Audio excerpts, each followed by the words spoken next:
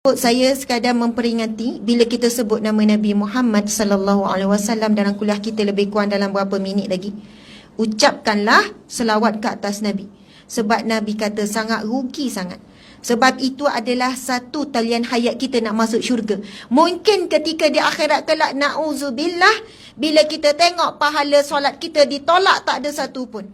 Ketika kita melihat tak ada satu pun pahala puasa kita diterima Allah, semuanya ditolak. Sebab ini disebut dalam hadis Nabi. Nabi bersabda, betapa ramai. Kam min sa'imin laisa lahu min siyamihi. Betapa ramai orang yang berpuasa, laisa lahu min siyami, tak dapat apa-apa pahala daripada puasanya, yakni puasa Ramadan, illal ju' wal atash, selain daripada lapar dan dahaga. Kita yang hidup 60 tahun mungkin dah 50 kali kita jumpa Ramadan. Na'udzubillah, bila dibagikan akhirat besok, Ramadan kosong. Ramadan kedua kosong. Sebab ini disebut dalam hadis Nabi.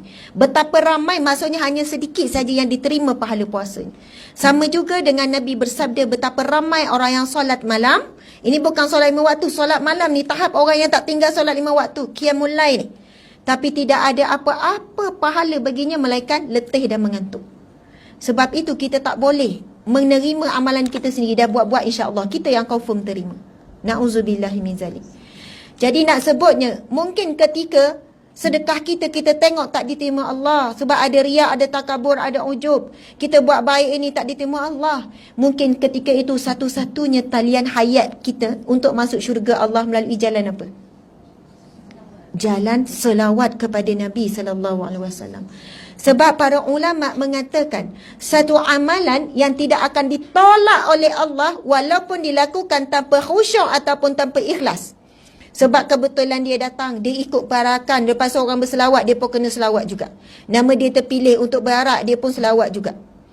Satu amalan yang tidak akan ditolak oleh Allah walaupun dilakukan dalam keadaan terpaksa, walaupun dilakukan dalam keadaan lalai, iaitu selawat kepada Nabi SAW. Sebab itu, kalaulah tak ada, semua ditolak oleh Allah, kita ada satu talian hayat, tapi dengan syarat orang yang sangat mencintai selawat. Bukan sekadar selawat, membilang selawat, tetapi hatinya memang mencintai selawat. Bahkan kalau ada satu hari dia tidak berselawat kepada Nabi dengan jumlah yang telah dia jadikan amalan 100 kali sehari, 1000 kali sehari, membuatkan dia tak boleh tidur malam, tak tenang, kerana dah sampai masa dia mencintai selawat.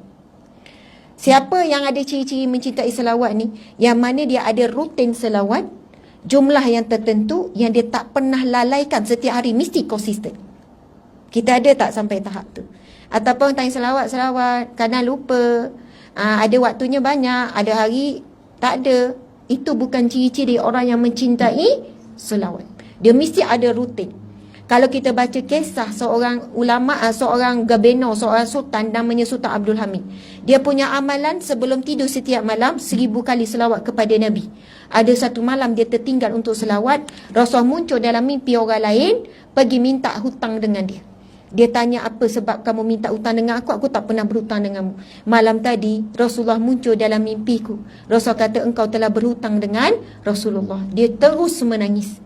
Sebab apa? Dia kata, malam tadi aku terlalu penat sehingga aku tertidur tanpa aku melunaskan amalan aku yang biasa, iaitu berselawat 1000 kali setiap malam untuk Nabi. Sampaikan Nabi merindukan, mencari, menanti selawat. Agak-agak Nabi tunggu tak selawat daripada kita. Allahu Akbar. Wallahu a'lam. Kalau nak sebut insya-Allah, itulah kita. Kita sedap, bersedap hati. Maksudnya kita rasa Rasulullah memang tunggu dan sebagainya. InsyaAllah, mudah-mudahan. Sambung cerita ni ya. Sebenarnya sebut seselawat tu, tapi itu antara inti juga kepada ciri-ciri orang yang bertaubat, iaitu hati dia mencintai selawat kepada Nabi. Sebab dia takut sangat di akhirat kelak, dia tak ada jalan lain nak ke syurga, dia ada satu jalan, iaitu jalan selawat kepada Nabi SAW.